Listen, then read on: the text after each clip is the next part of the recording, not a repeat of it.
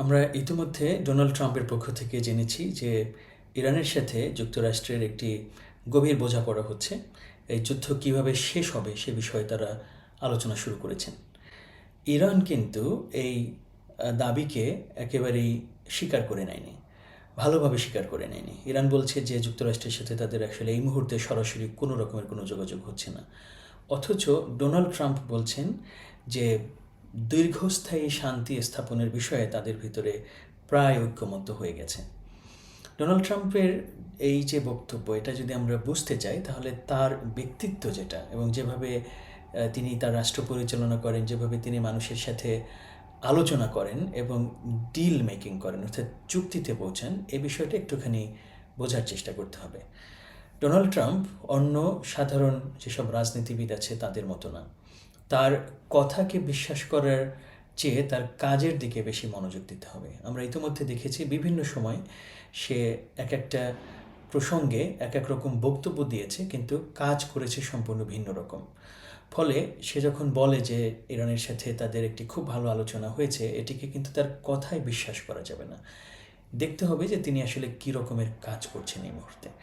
আমরা যদি তার কাজগুলোর দিকে তাকাই তাহলে দেখব এখনও সে এই মধ্যপ্রাচ্যে এবং ইরানকে ঘিরে তার সামরিক যেই উপস্থিতি সেটাকে বাড়াচ্ছে।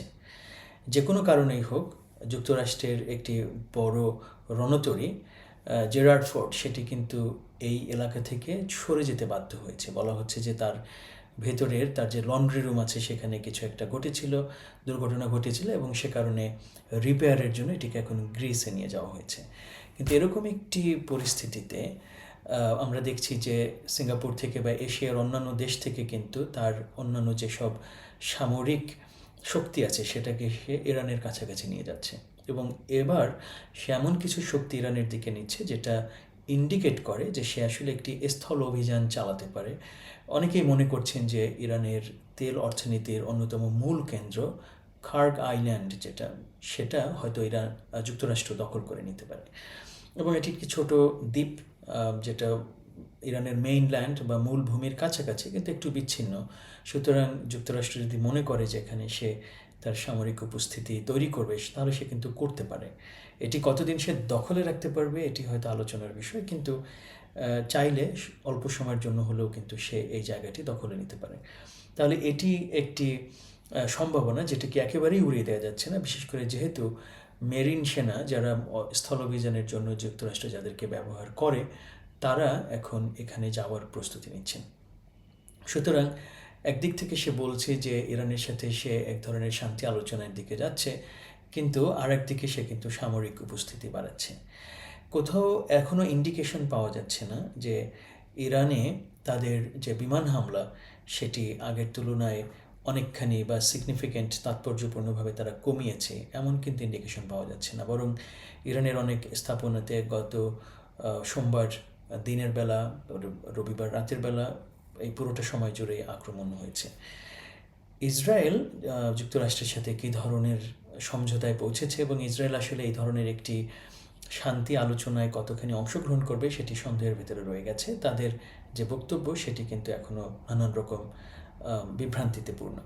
সুতরাং এরকম একটি বাস্তবতায় আমরা কোনো মতেই ডোনাল্ড ট্রাম্পের কথার উপর ভিত্তি করে ভাবতে পারি না যে তারা হয়তো শীঘ্র একটি আলোচনায় আসবে, শান্তি আলোচনার এর থেকে ভালো ফলাফল আসতে পারে এমন সম্ভাবনা খুবই ক্ষীণ। তবে এটি বাস্তব যে ইরানের সাথে যুক্তরাষ্ট্রের কোনো না কোনো পর্যায়ে কিন্তু যোগাযোগ চলছে, কারণ দুটো পক্ষের কেউই একেবারে অনাদিকাল এই যুদ্ধ চালিয়ে যেতে পারবে না। তাদের কাউকে না কাউকে কোথাও না কোথাও থামতে হবে।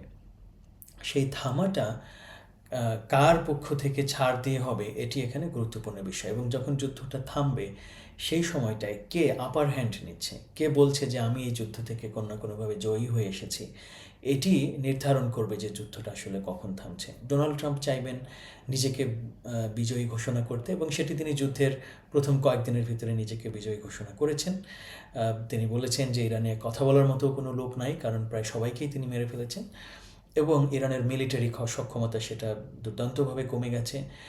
আর তাদের যে নেভাল বাহিনী যেটা বা নৌবাহিনী যেটা তারও কোনো অস্তিত্ব নাই। এরকম নানান কথাবার্তা কিন্তু ডোনাল্ড ট্রাম্প বিভিন্ন সময় বলে বোঝানোর চেষ্টা করেছেন যে যুদ্ধে ইতোমধ্যেই তার জয় হয়েছে।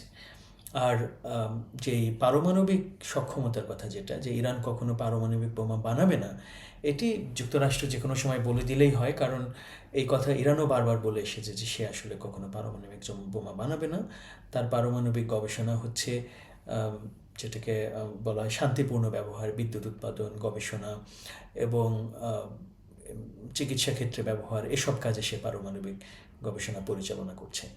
সুতরাং এটাকে যুক্তরাষ্ট্র যে কোনো সময় বলতে পারে যে ইরানের পারমাণবিক বোমা বানানোর সক্ষমতা অনেকখানি কমিয়ে দিয়েছে এবং ইরান এ ব্যাপারে পারমাণবিক বোমা বানাবে না বলে স্বীকার করে নিয়েছে, যেটা ইরান শুরু থেকেই স্বীকার করে এসেছে। সুতরাং ডোনাল্ড ট্রাম্প চাইলে নিজেকে বিজয়ী ঘোষণা করে যুদ্ধ শেষ করতে পারেন।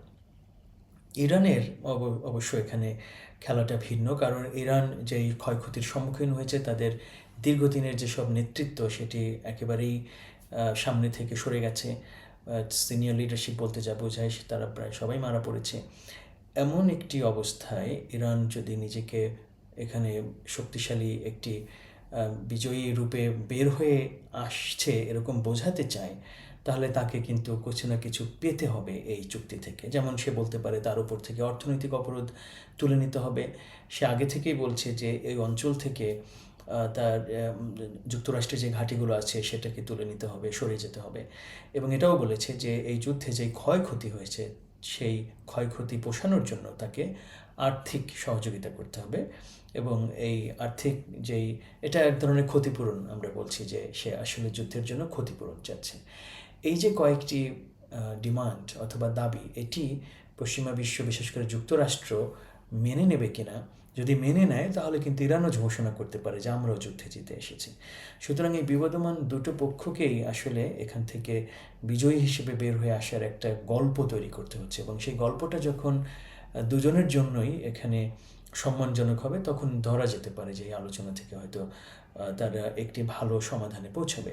কিন্তু এখানে এখনও মনে রাখতে হবে যে ইসরায়েল কিন্তু এই যুদ্ধটাকে টেনে নিয়ে যেতে চায়, এবং সে চায় এই সুযোগে যতখানি পারা যায় তার সীমানা বাড়াতে। সে লেবাননের ভেতরে ঢুকে গেছে, লেবাননের কিছু অংশ সে নিয়ে নিতে চায়। যুদ্ধটা হঠাৎ করে যদি এখন থেমে যায়, তাহলে সে লেবানন থেকে কি পুরোপুরি আগের বর্ডারে ফিরে আসবে, নাকি যেটুকু সে দখল করেছে সেটা সহ সে নিজেকে বিজয়ী করে তারপর এখান থেকে বের হতে চাইবে। এই ইকুয়েশন বা এই সমীকরণগুলো কিন্তু এখানে একটি গুরুত্বপূর্ণ বিষয়। সুতরাং খুব সহসাই কিন্তু আশা করা যাচ্ছে না যে এই যুদ্ধের একটি শান্তিপূর্ণ সমাধান হয়ে যাবে এবং সেখান থেকে আমরা পরবর্তী ধাপে পৌঁছাতে পারবো, এবং পৃথিবীতে যেই অনিশ্চয়তা তৈরি হয়েছে সেই অনিশ্চয়তা থেকে আমরা বের হয়ে আসতে পারবো। এটি কিন্তু আমরা এখনও লক্ষণগুলো দেখছি না। এই লক্ষণ আরও বেশি প্রকাশিত হবে আগামী 3-4 দিনের ভেতর। বিশেষ করে অনেকেই সন্দেহ করছেন যে যেহেতু গতকাল থেকে এশিয়ান মার্কেটে প্রচণ্ডভাবে দরপতন হচ্ছিল, সুতরাং আজকে সোমবার, গতকাল আসলে সোমবারে যুক্তরাষ্ট্রে যখন তাদের শেয়ার মার্কেট ওপেন হচ্ছে, তার আগে ডোনাল্ড ট্রাম্প একটি মিথ্যা ঘোষণা দিয়ে আসলে শেয়ার মার্কেটটাকে জাগিয়ে রেখেছেন, এবং এই 5 দিন তিনি জাগিয়ে রাখবেন। এবং এই 5 দিনের ভেতরে তার সৈন্যরাও পৌঁছাবে ইরানের কাছাকাছি, এবং তারপর সে বলবে যে ইরান আমাদের কথা শুনে নেই, আমরা তাদের পুরোপুরি ধ্বংস করে দেব। এরকম একটি বার্তাও কিন্তু তার পক্ষে থেকে আসা একেবারেই অসম্ভব কিছু নয়। এরকম উদাহরণ আমরা আগেও দেখেছি। সুতরাং ডোনাল্ড ট্রাম্পের কথাই নয়, আগামী কয়েকদিনে তিনি কি করেন, কি কাজ করেন, তার উপর ভিত্তি করে আমরা বুঝতে পারবো যে এই সংকট থেকে পৃথিবী আসলে বের হয়ে আসতে পারছে কিনা।